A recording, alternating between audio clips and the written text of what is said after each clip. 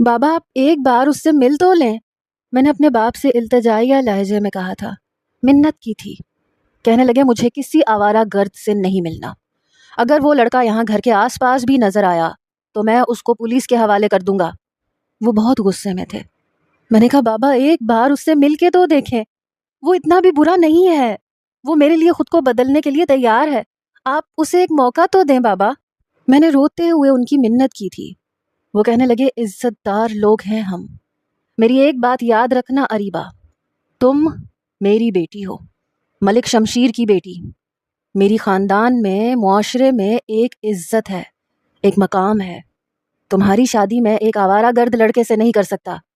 جاؤ اپنے کمرے میں، اور آج کے بعد تمہارا یونیورسٹی جانا بند ہے۔ یہ سن کے تو میری جان نکلی تھی۔ میں نے کہا بابا پلیز۔ بابا کہنے لگے انجم بیگم اس کے ہاتھ سے موبائل پکڑو۔ میری والدہ یہ سن کے میرے پاس آئیں، میرے ہاتھ سے موبائل چھین لیا، کہنے لگے اسے کمرے میں لے کے جاؤ، آج کے بعد یہ مجھے گھر سے باہر نظر بھی آئی تو میں تمہیں زندہ نہیں چھوڑوں گا، مار ڈالوں گا تم دونوں ماں بیٹی کو۔ میں سوچ بھی نہیں سکتا تھا کہ میری بیٹی ہو کے یہ سب کر سکتی ہے۔ میری والدہ نے میرا ہاتھ غصے سے پکڑا، مجھے میرے کمرے میں لے جانے لگی۔ میں روئے جا رہی تھی۔ میں نے کہا بابا میں مر جاؤں گی اس کے بغیر، ایک بار آپ اس سے مل کے تو دیکھیں، اتنا برا انسان نہیں ہے وہ۔ لیکن میرے باپ نے میری ایک نہیں سنی۔ میری والدہ نے غصے سے مجھے کمرے میں دھکیلا، کہنے لگی ہمیں نہیں پتا تھا تم ہماری عزت کو یوں نیلام کر سکتی ہو، تمہارا باپ اپنی عزت کی خاطر تمہاری جان بھی لے سکتا ہے، تم جانتی تھی اپنے خاندان کی ریت رواج کو، پھر تم نے کیسے ہمت کی؟ میں نے کہا محبت کسی ریت رواج کی محتاج نہیں ہے، وہ ذات پات نہیں دیکھتی، خدا کے لیے امی میرے حال پہ رحم کریں، میں اس کے بغیر نہیں رہ سکتی۔ میری والدہ میرے پاس آئیں، میرے دونوں جبڑے پکڑ کے زور سے دبوچ کے کہنے لگی یہی زبان بند کر لو اپنی، تم اپنے باپ کے غصے کو نہیں جانتی، ابھی تک تم نے صرف اس کی محبت دیکھی ہے، ابھی تک انہوں نے صرف تمہارے لاڈ اٹھائے ہیں، تمہارے نخرے اٹھائے ہیں، تمہاری ہر خواہش کو پورا کیا ہے، لیکن اس لیے نہیں کہ تم ایک آوارہ لڑکے کے ساتھ شادی کی ضد کرو اور وہ پوری کر دیں۔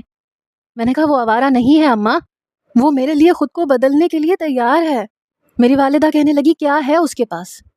صرف محبت اوڑھنا بچھونا نہیں بنتی، تمہیں جن آسائشوں کی عادت پڑ چکی ہے وہ تمہیں ایک بھی نہیں دے سکتا، اور ویسے بھی وہ معمولی سا گنڈا ہے۔ مجھے سمجھ نہیں آتی تمہارا معیار اس قدر گھٹیا کیسے ہو گیا۔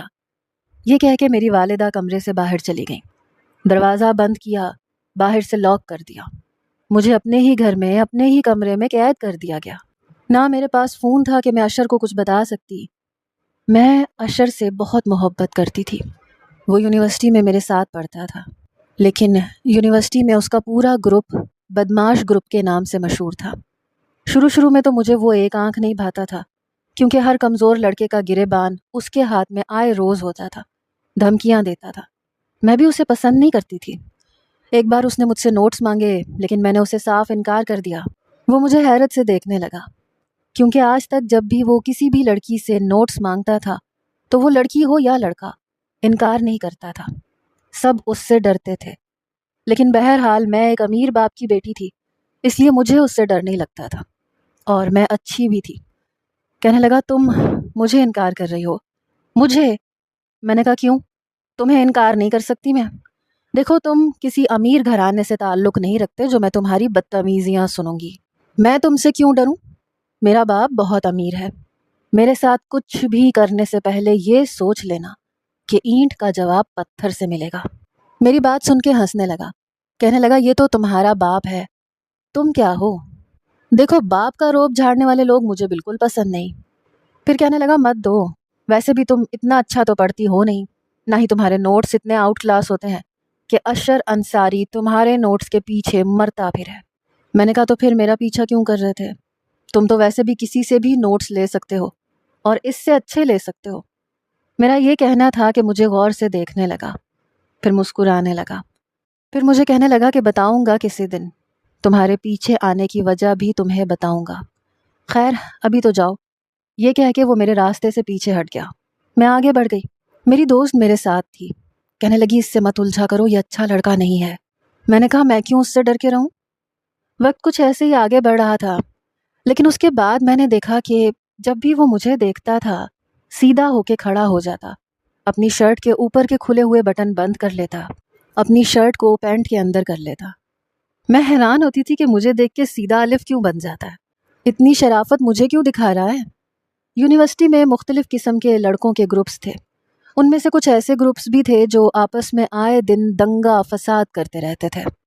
ان میں سے ایک گروپ کا نوجوان خواہ مخواہ مجھ سے الجھنے لگا۔ وہ کسی جاگیردار کا بیٹا تھا، خود بھی امیر تھا اور بگڑا ہوا سا لڑکا تھا۔ خواہ مخواہ مجھ سے ٹکرایا اور پھر بعد میں بدتمیزی کرنے لگا۔ میری دوست کہنے لگی تم چھوڑو اسے، ہر ایک کو جواب نہ دیا کرو۔ میں نے بھی یہی ٹھیک سمجھا، لیکن وہ میرے سامنے آ کے کھڑا ہو گیا، کہنے لگا مجھ سے معافی مانگو کیونکہ تم نے میرے ساتھ بدتمیزی کی ہے۔ میں نے کہا تم میرے ساتھ ٹکرائے تھے اور تم لڑکوں کو نا عادت ہوتی ہے۔ کہنے لگا معافی نہیں مانگو گی تو تمہاری عزت کا جنازہ یہیں نکال کے رکھ دوں گا اور میرا کوئی کچھ بگاڑ نہیں سکتا۔ اس کا یہ کہنا تھا کہ کہیں سے اشر وہاں پہ آ گیا۔ اس نے مجھے پیچھے کیا اور اس لڑکے کے بالکل مقابل کھڑا ہو گیا۔ کہنے لگا کیا ہوا، کسے دھمکی دے رہے ہو؟ کمزور لڑکیوں سے معافی منگوا کے بڑا مزہ آتا ہے تمہیں، تمہاری انا کو سکون ملتا ہے۔ وہ کہنے لگا میں تمہارے منہ نہیں لگنا چاہتا، یہ تمہارا میرا معاملہ ہے بھی نہیں، اس لیے بہتر ہے کہ تم پیچھے ہٹ جاؤ۔ وہ کہنے لگا آج کے بعد اس لڑکی کو پریشان کرنے کی کوشش کی تو پھر تم مجھے بھی جانتے ہو، میں بھی کسی کے باپ سے نہیں ڈرتا، تمہیں چھوڑوں گا نہیں۔ وہ کہنے لگا یہ لڑکی تمہاری کیا لگتی ہے؟ کہنے لگا جو بھی لگتی ہے تم اس سے دور رہنا، یہ بات اچھے طریقے سے سمجھا دی ہے میں نے۔ اس لڑکے نے اشر کا گریبان پکڑ لیا، کہنے لگا مجھے دھمکیاں دیتا ہے تیری تو میں۔ اس سے پہلے کہ وہ اشر کو کچھ کہتا، اشر نے اسے مارنا شروع کر دیا۔ لڑائی بہت زیادہ بڑھ گئی۔ اشر کے ساتھ اس کے دوست تھے، اس جاگیردار کے بیٹے کے ساتھ اس کے دوست تھے، وہ آپس میں الجھ پڑے۔ یہ سب دیکھ کے میں بری طرح سے گھبرا گئی۔ اشر اس کے پیٹ پہ بیٹھ کے اس کے منہ پہ اندھا دھند مکے مار رہا تھا۔ وہ نوجوان خونم خون ہو چکا تھا۔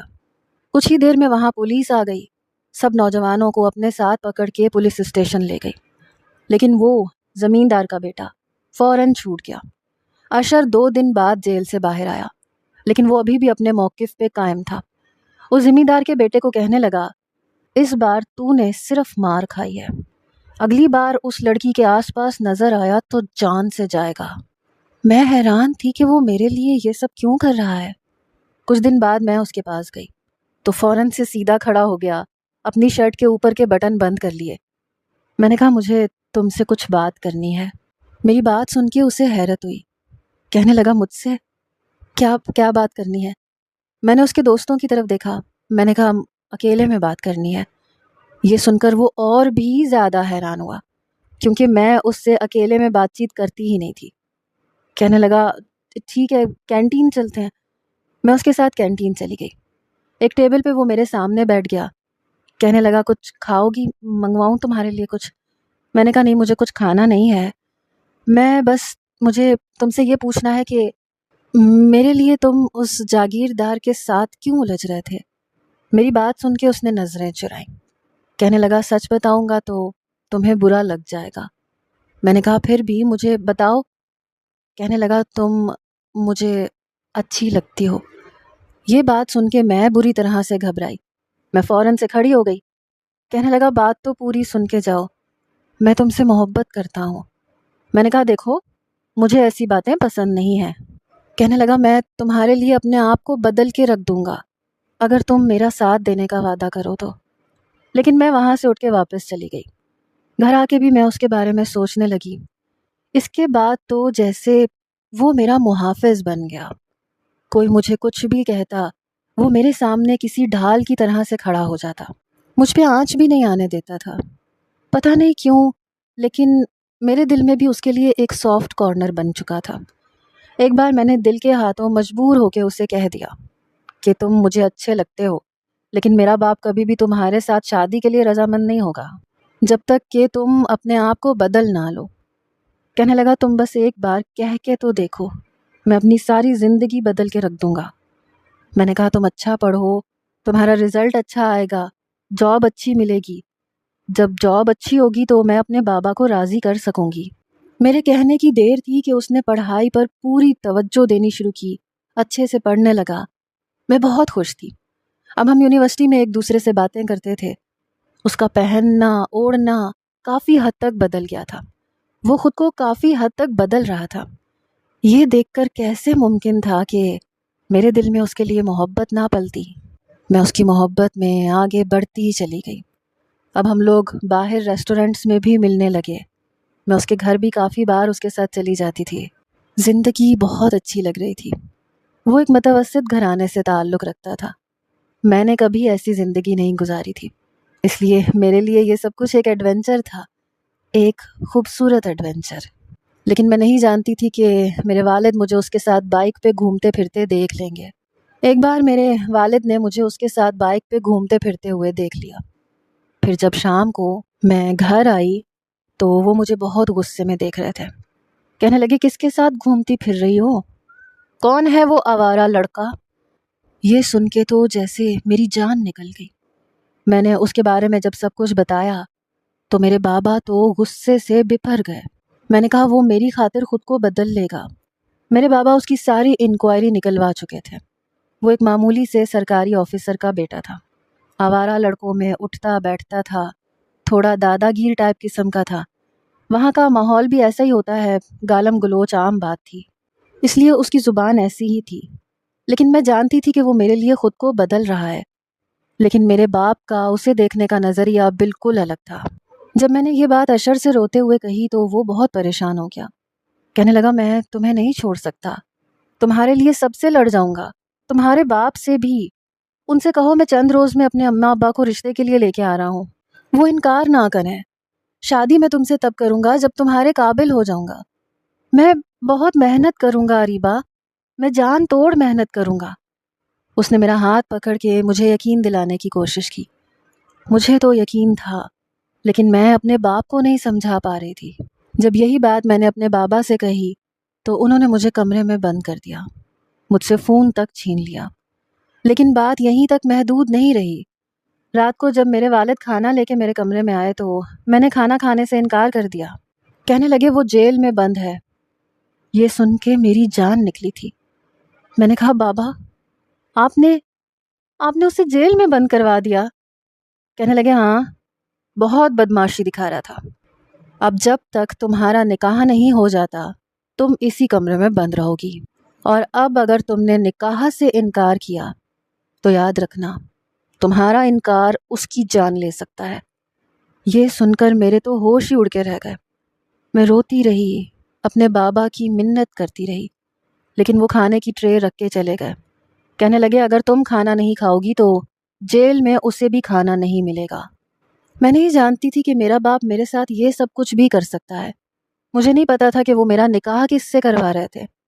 میں بس روئے جا رہی تھی، روتے روتے کھانا بھی کھا رہی تھی تاکہ وہ جیل میں بھوکا نہ رہ سکے۔ مجھے نہیں پتا تھا کہ میرا باپ میرے ساتھ یہ سب کر سکتا ہے۔ ایک ہفتے کے اندر اندر پتہ نہیں میرا رشتہ کہاں طے کیا گیا، کس کے ساتھ طے کیا گیا، لیکن 8 دن کے بعد میری ماں میرے لیے ایک عروسی لباس لے کے آئی۔ کہنے لگی اسے پہن لو، ابھی پارلر والی آ رہی ہے، وہ تمہیں تیار کر دے گی، اور جانتی ہو نا تمہارے انکار کی صورت میں سزا کسی اور کو بھگتنی پڑے گی۔ یہ سن کے میں پھوٹ پھوٹ کے اپنی ماں کے سامنے رونے لگی کہ اس بیچارے کو سزا کیوں دے رہے ہیں، اس کا کوئی قصور نہیں ہے۔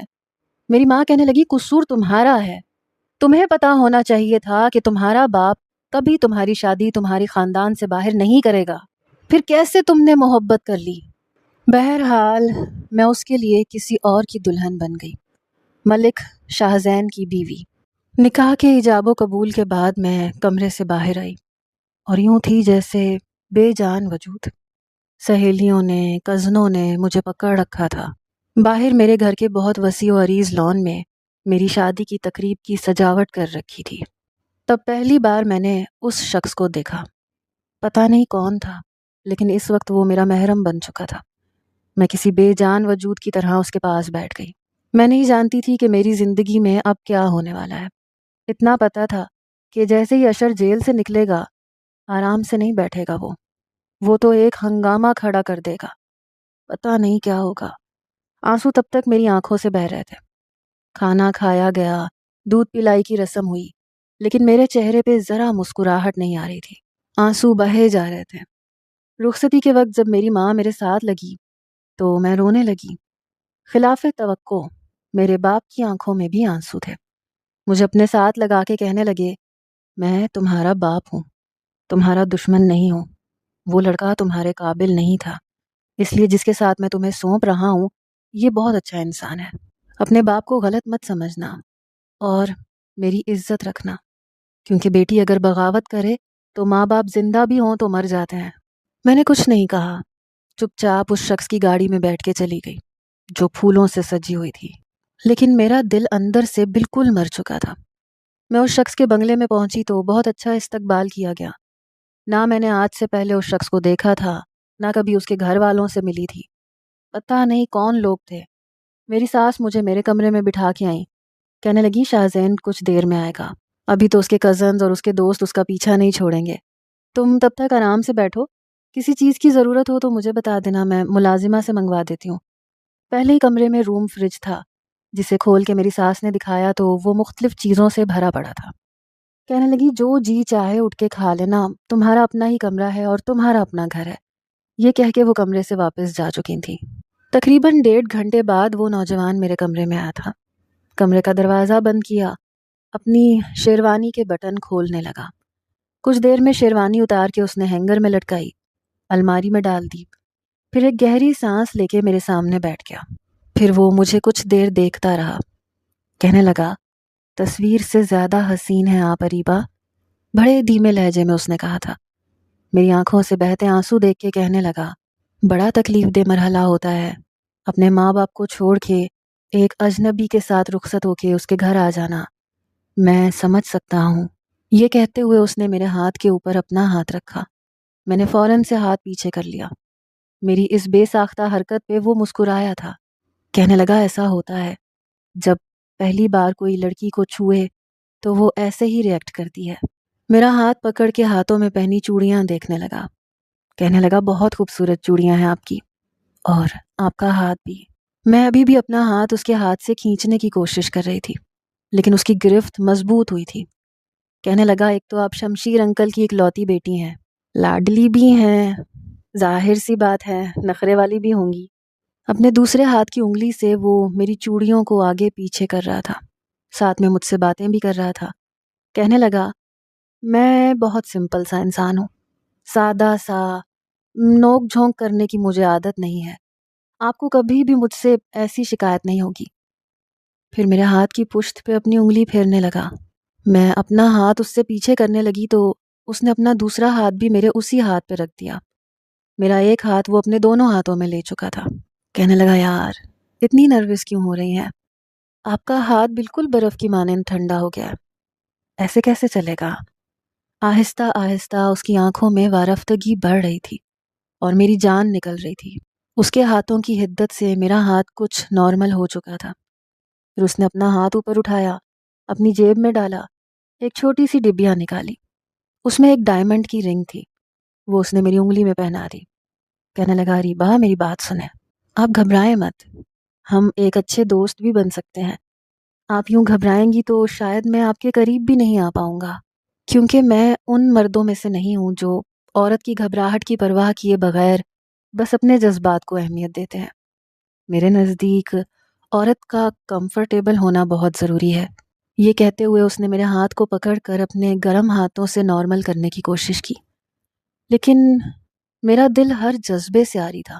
اس کی باتوں سے نہ دھڑک رہا تھا، نہ کسی جذبے کو اجاگر کر رہا تھا۔ وہ میری آنکھوں میں دیکھے جا رہا تھا، جہاں سے مسلسل آنسو بہے جا رہے تھے۔ اس نے گہرا سانس چھوڑ کے میرے آنسو صاف کیے، کہنے لگا، پلیز بس کریں، کیوں اپنی آنکھوں پہ اتنا ظلم کر رہی ہیں؟ پتہ ہے آپ کے بابا نے مجھ سے کیا وعدہ لیا ہے؟ میں نے پوچھا ہی نہیں کہ کیا وعدہ لیا ہے، کیونکہ میں اس سے بات ہی نہیں کرنا چاہتی تھی۔ ابھی تک میں نے ایک لفظ بھی نہیں بولا تھا۔ کہنے لگا، انہوں نے وعدہ لیا ہے کہ میں آپ کو رونے نہیں دوں گا کبھی بھی، اس طرح تو آپ مجھے وعدہ خلافوں میں شامل کر دیں گی۔ یہ کہنے کے بعد وہ جیسے ہی میرے ماتھے پہ سے میری بندیا کو اتارنے لگا، میں نے اس کا ہاتھ پکڑ کے پیچھے کر دیا۔ میں نے کہا، پلیز مجھ سے دور رہیں۔ یہ بات سن کے وہ مجھے تعجب سے دیکھنے لگا۔ میں پھر سے رونے لگی۔ میں نے کہا، بہت جلدی میں یہ شادی ہوئی ہے، میں اس شادی کے لیے تیار نہیں تھی، میں بالکل بھی یہ شادی نہیں کرنا چاہتی تھی۔ میں نے اس کے سامنے ہاتھ جوڑ دیے، پھوٹ پھوٹ کے رونے لگی۔ وہ مجھے بڑی حیرت سے دیکھ رہا تھا۔ میرے دونوں جڑے ہوئے ہاتھوں کو اس نے اپنے دونوں ہاتھوں میں لے لیا، پھر کہنے لگا کیسی باتیں کر رہی ہیں آپ، پلیز مجھے میری نظروں میں اتنا چھوٹا مت کریں۔ ٹھیک ہے کوئی بات نہیں، میاں بیوی کا رشتہ کوئی ایک رات کا تو نہیں ہوتا، عمر بھر کا ہوتا ہے، آپ کو جتنا وقت چاہیے آپ لے سکتی ہیں، لیکن خدا کے لیے دوبارہ میرے سامنے ایسے ہاتھ مت جوڑیے گا، ٹھیک ہے؟ اس نے میرے ہاتھ چھوڑ دیے، پھر بیڈ سے اٹھ کے کھڑا ہو گیا، سائڈ ٹیبل پہ رکھا شیشے کا گلاس لیا اور وہی فریج کھولی، اس میں سے پانی کی بوتل نکال کے پانی بھرا، پھر وہ گلاس لے کے میرے پاس آ گیا، کہنے لگا پانی پیو، شاباش۔ میں نے اس کے ہاتھ سے گلاس پکڑا، گلا ویسے ہی رو رو کے خشک ہو چکا تھا۔ میں نے 2 گھونٹ پانی کے بھرے، پھر گلاس اس کو واپس دینے لگی، کہنے لگا اور پی لو، ویسے ہی رو رو کے بے حال ہو گئی ہو۔ میں نے پورا گلاس پانی کا پی لیا، کچھ ذرا سا سکون ملا۔ وہ کہنے لگا آپ چینج کر لو، ریلیکس ہو کے سو جاؤ، میری طرف سے پریشان ہونے کی ضرورت نہیں ہے۔ یہ سن کے اس نے جیسے میری ساری پریشانی کو ایک پل میں دور کیا تھا۔ میں جلدی سے بیڈ سے اٹھی اور الماری میں سے اپنا سادہ سا لباس نکالا، ڈریسنگ ٹیبل کے سامنے کھڑے ہو کے اپنے سارے زیورات اتارنے لگی۔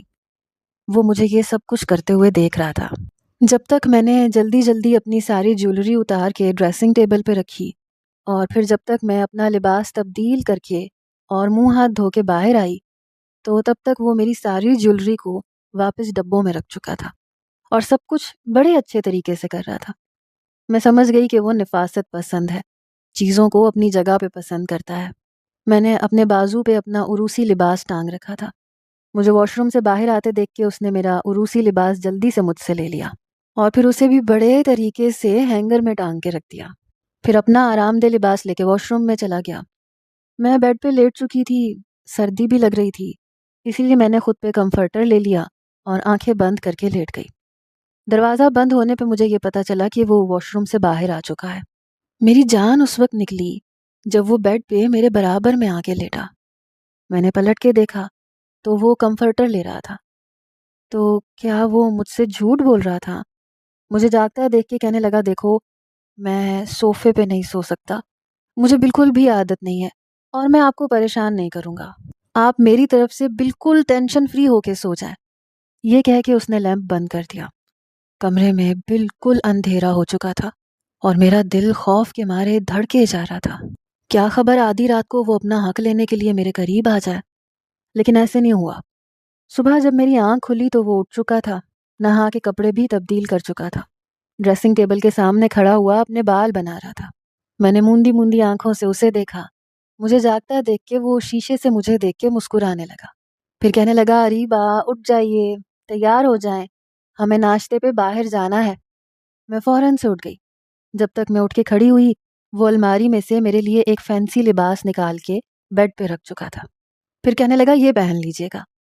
میں نے وہی لباس پہنا اور تیار بھی ہو گئی۔ جب میں ناشتے کے لیے باہر گئی تو وہ ڈائننگ ٹیبل پہ اپنی والدہ کے ساتھ ناشتہ لگوا رہا تھا، حالانکہ ملازمہ بھی ساتھ تھی، لیکن پھر بھی شاید اسے خود کام کرنے کی عادت تھی۔ مجھے دیکھ کے فوراً سے اس نے کرسی میرے لیے پیچھے کی، مجھے بیٹھنے کے لیے کہنے لگا، میرے سامنے پلیٹ رکھی، کہنے لگا کیا ڈال کے دوں آپ کو۔ مجھے یہ سب کچھ بہت عجیب سا محسوس ہو رہا تھا۔ میں نے کہا میں خود لے لوں گی۔ اس نے کہا میں جانتا ہوں آپ لے لیں گی لیکن تکلف سے لیں گی، مجھے بتائیں کیا کھائیں گی۔ میں نے چائے کا ایک کپ لیا اور ساتھ میں بریڈ اور مکھن کی طرف اشارہ کیا۔ وہ بیٹھ چکا تھا، فوراً سے بریڈ نکالی، اس پہ مکھن لگایا اور میری پلیٹ میں رکھ دیا۔ میری ساس کہنے لگی شاہزین کی عادت ایسی ہی ہے، بہت کیئرنگ ہے یہ۔ وہ اپنی والدہ کو بھی بریڈ پہ مکھن لگا کے دے رہا تھا، اپنی والدہ سے بھی ناشتے کا بہت پوچھ رہا تھا۔ ناشتے کے بعد میں دوبارہ اپنے کمرے میں آ گئی۔ میں پریشان بھی تھی کہ کب تک اسے روک پاؤں گی۔ اتنا تو کوئی بھی مرد اچھا نہیں ہوتا جو اپنے حق کا مطالبہ ہی نہ کرے۔ 1 دن نہیں کرے گا، 2 دن نہیں کرے گا، 1 ہفتہ نہیں کرے گا، لیکن پھر تو وجہ پوچھے گا۔ میں اپنے آپ میں سچ بتانے کی ہمت مجتمع کرنے لگی، لیکن بابا کی رخصتی کے وقت کہی ہوئی بات نے جیسے کسی زنجیر کی طرح میرے پاؤں باندھ رکھے تھے۔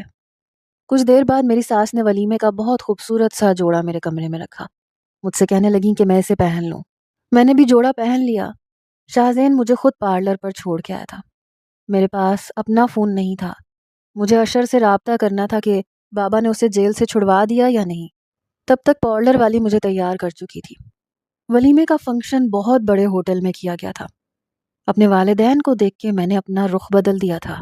اپنی ماں سے میں نے سیدھے منہ بات نہیں کی تھی، وہ پھر بھی مجھے دعائیں دے رہی تھیں، لیکن میں نے ان سے بات تک نہیں کی۔ پھر جب میں واپس اپنے کمرے میں آئی تو شاہ زین کے کمرے میں آنے سے پہلے ہی میں کپڑے تبدیل کر چکی تھی۔ جب وہ کمرے میں آیا، مجھے سادہ سے لباس میں دیکھ کے اس کا مسکراتا چہرہ ایک دم سے بجھ سا گیا۔ ایک ٹھنڈی گہری سانس لے کے وہ اندر داخل ہوا، کمرے کا دروازہ بند کیا۔ میں بیڈ پہ ٹیک لگا کے بیٹھی تھی۔ کہنے لگا، آپ کی طبیعت ٹھیک ہے؟ میں نے کہا ہاں، میں آرام کرنا چاہتی ہوں۔ وہ کہنے لگا ٹھیک ہے، میں بھی چینج کر کے آ جاتا ہوں، پھر آج بیٹھ کے کچھ باتیں کریں گے۔ میں کچھ آپ کو اپنی بتاؤں گا، کچھ آپ کی سنوں گا۔ میں نے کہا میں اگر آپ سے ایک چیز مانگوں تو کیا دے سکتے ہیں؟ کہنے لگا کیوں نہیں دوں گا، کیا چاہیے آپ کو؟ میں نے کہا مجھے ایک موبائل چاہیے۔ میری بات سن کے وہ مجھے دیکھنے لگا۔ میں نے کہا بے شک زیادہ مہنگا نہ ہو، کوئی سستا سا ہی لے کے دے سکتے ہیں آپ۔ شاہ زین مسکرانے لگا، کہنے لگا نہیں یہ بات نہیں ہے، میں حیرت سے اس لیے دیکھ رہا تھا کہ آپ کے پاس موبائل نہیں ہے، باخدا مجھے پتا ہوتا تو میں آپ کو صبح ہی لا کے دے دیتا۔ میں نے کہا نہیں میرے پاس موبائل تھا لیکن پہلے، اب نہیں ہے۔ مجھے لگا آپ شاید موبائل کا پوچھیں گے لیکن آپ نے کوئی بات ہی نہیں کی۔ وہ کہنے لگا مجھے ان باتوں کا کبھی بھی خیال نہیں آیا، لیکن کوئی بات نہیں، میں لا دوں گا آپ کو۔ اگلی صبح اس نے ناشتے کے بعد مجھے تیار ہونے کے لیے کہا، پھر مجھے مارکیٹ لے کے گیا، میری پسند کا موبائل مجھے دلوایا۔ میں بہت خوش تھی۔ کہنے لگا کچھ اور چاہیے تو بتائیں۔ میں نے کہا نہیں، بہت شکریہ آپ کا۔ پھر گھر آ کے میں نے سب سے پہلے اشر کا نمبر ملایا، فون اسی نے اٹھایا تھا۔ کہنے لگا کون؟ میں نے کہا میں ہوں، اریبہ۔ کہنے لگا کہاں ہو تم یار، یونیورسٹی کیوں نہیں آ رہی؟ میں نے کہا پہلے یہ بتاؤ کہ تم کیا جیل سے نکل گئے؟ کہنے لگا جیل؟ کون سی جیل؟ میں نے کہا میرے بابا نے تمہیں جیل میں بند نہیں کروایا تھا کیا؟ کہنے لگا نہیں تو، میرے ساتھ تو ایسا کچھ بھی نہیں ہوا۔ کیا ہوا ہے؟ کچھ ہوا ہے؟ اور یہ کس نمبر سے بات کر رہی ہو تم؟ یہ تمہارا نمبر تو نہیں ہے۔ میں نے کہا کیا میرے بابا نے تمہیں جیل میں بند نہیں کروایا تھا؟ کہنے لگا نہیں بند کروایا تھا، بات کیا ہے؟ انہوں نے تم سے یہ کہا تھا؟ اچھا مجھے بتاؤ تم یونیورسٹی کیوں نہیں آ رہی ہو؟ میں تمہاری ساری دوستوں سے پوچھ چکا ہوں، انہیں تو کچھ بھی پتا نہیں تھا۔ کیا بات ہے؟ مجھے بتاؤ نا پلیز اریبہ، کیا ہوا ہے؟ میں نے کہا میں تم سے بعد میں بات کروں گی۔ یہ کہہ کے میں نے فون بند کر دیا۔ اس کا مطلب میرے باپ نے مجھ سے جھوٹ بولا تھا، مجھے جھوٹی دھمکیاں دے کے میرا نکاح کیا تھا۔ میں سوچنے لگی کہ اگر میں نے اشر کو یہ بتا دیا کہ میں شادی کر چکی ہوں یا میرا باپ میری زبردستی شادی کروا چکا ہے تو وہ تو ایک طوفان کھڑا کر دے گا۔ میری دوستوں نے اسے میری شادی کا اسی لیے نہیں بتایا ہوگا کیونکہ وہ اس کے غصے سے واقف تھیں۔ میں سوچ رہی تھی کہ اس وقت ایسا کون سا بہانہ بناؤں۔ ابھی میں یہ سوچ ہی رہی تھی کہ شاہ زین میرے کمرے میں آ گئے۔ 2 ٹکٹس اس نے میرے سامنے رکھی۔ میں نے کہا یہ کیا ہے؟ کہنے لگا یہ ہنی مون ٹرپ کی ٹکٹس ہیں، اب ہم اسلام آباد جائیں گے، وہاں سے مری، پورے 1 مہینے کا ٹرپ ہوگا، اور میں اس 1 مہینے میں ایک ایک لمحہ آپ کا یادگار بنا دوں گا، چاہے آپ مانیں یا نہ مانیں۔ پھر میرے پاس بیٹھ گیا۔ میں اس کی بات بڑی حیرت سے سن رہی تھی۔ میں جانتی تھی کہ اتنا صبر وہ کبھی بھی نہیں کرے گا، لیکن میں یہ سب نہیں چاہتی تھی۔ میں ایسی لڑکی نہیں تھی کہ دل میں کسی اور کی محبت بساتے ہوئے شوہر کے ساتھ اس کا رشتہ نبھاتی۔ اس سے پہلے کہ میں اسے کچھ کہتی، وہ مجھ سے کہنے لگا، پتہ ہے میں اس حق میں ہوں کہ شادی کے بعد 15-20 دن یا 1 مہینے میاں بیوی کو کہیں نہ کہیں گھومنے پھرنے جانا چاہیے، کیونکہ آپ کو پتہ ہے یہ 24 دن کہنے کو تو ایک ٹرپ ہوتا ہے لیکن یہ لائف ٹائم انسان کو یاد رہتا ہے۔ زندگی میں جب بھی اتار چڑھاؤ آتے ہیں، مشکلیں آتی ہیں، تو انسان ایسے وقت کو یاد کرتا ہے۔ ان مشکل حالات میں خود کو یہ تسلی دیتا ہے کہ اچھے دن بھی تو گزارے ہیں۔ کیونکہ میں اپنے گھر میں سب سے بڑا ہوں، چھوٹا بھائی ابھی تعلیم مکمل کرنے کے لیے امریکہ گیا ہوا ہے، پھر وہ آئے گا، اسے بھی سیٹل کرنا ہے، سب کچھ مجھ پہ ہے، اس لیے پھر میں شاید آپ کو ٹائم نہ دے سکوں، لیکن اس 1 مہینے میں مکمل طور پہ آپ کا رہوں گا اور آپ میری، مل کے ہم اس مہینے کو یادگار بنائیں گے۔ اس نے میرا ہاتھ پکڑا اور اپنے لبوں پہ لگانے لگا، پھر مجھ سے پوچھنے لگا آپ میرا ساتھ دیں گی نا؟ میں گم سم اس کی شکل دیکھ رہی تھی۔ کہنے لگا بتائیں، ساتھ دیں گی نا میرا؟ میں نے اس بات میں سر ہلا دیا۔ وہ بہت خوش ہو گیا، لیکن میں بری طرح سے پھنس چکی تھی۔ ٹھیک اسلام آباد پہنچتے ہی ہوٹل کے کمرے میں ہی اس نے میرے ساتھ